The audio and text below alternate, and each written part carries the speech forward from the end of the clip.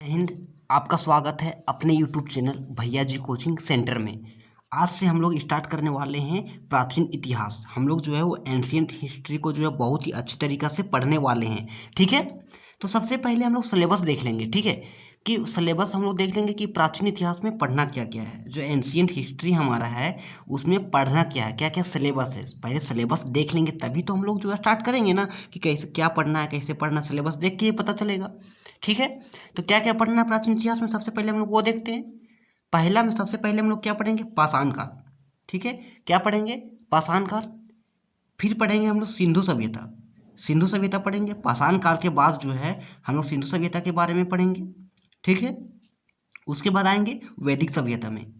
वैदिक काल में हम लोग आएंगे और ओरिजिनल जो प्राचीन इतिहास है वो स्टार्ट होगा यहाँ से, ठीक है।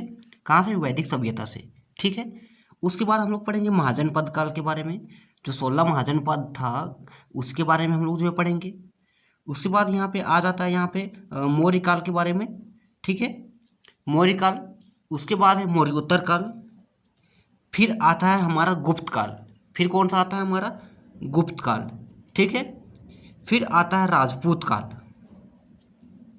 फिर आता है हमारा दक्षिण भारतीय इतिहास, यानी हम इसके बाद जो है राजपूत काल के बाद जो है हमारा उधर जो है पढ़ेंगे अलग से, क्या, दक्षिण भारतीय इतिहास।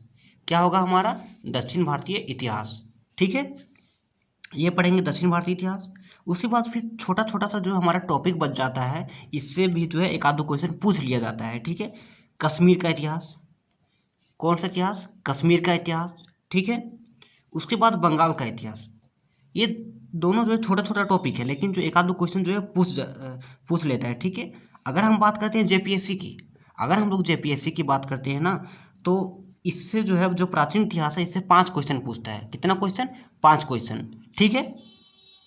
बाकी सभी में क्वेश्चन पूछा ही, चाहे यूपीएससी ही क्यों ना, ये कोई भी स्टेट पीसीएस हो, सभी में क्वेश्चन पूछता है।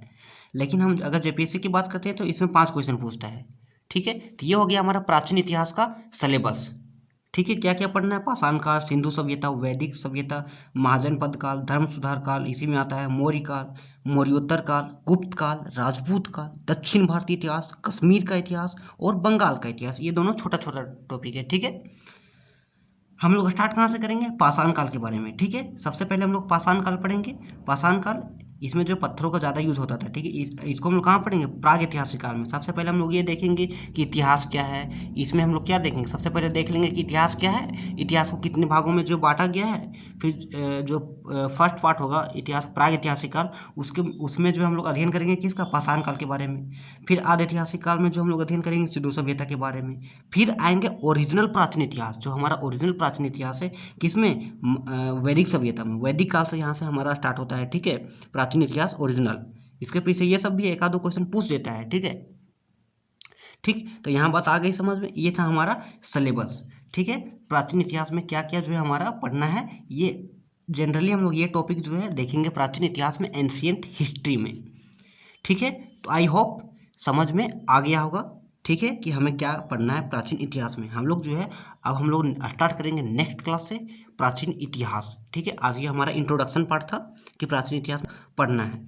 उसमें हम लोग देखेंगे कि सबसे पहले प्राचीन इतिहास हम लोग खत्म कर लेंगे। प्राचीन इतिहास खत्म करेंगे, उसके बाद जो है हम लोग क्या चलेंगे, प्राचीन इतिहास खत्म करने के बाद हम लोग देखेंगे जो मध्यकालीन भारत है उसके बारे में देखेंगे। फिर आधुनिक इतिहास देखेंगे, ठीक, फिर विश्व का इतिहास।